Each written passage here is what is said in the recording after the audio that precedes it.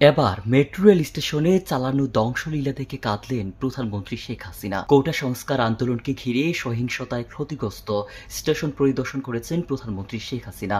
আজ সকালে ক্ষতিগ্রস্ত স্টেশনটি পরিদর্শনে যান তিনি। এ সময় ধ্বংসস্তূপে পরিণত হওয়া মেট্রো রেল স্টেশন ঘুরে ফিরে দেখেন তিনি। মেট্রো রেল স্টেশনে চালানো ধ্বংসলীলা দেখতে দেখতে একসময় কেঁদে ফেলেন প্রধানমন্ত্রী শেখ হাসিনা। এ সময় তাকে বারবার নিজের অশ্রু সংবরণের চেষ্টা করতে দেখা যায়।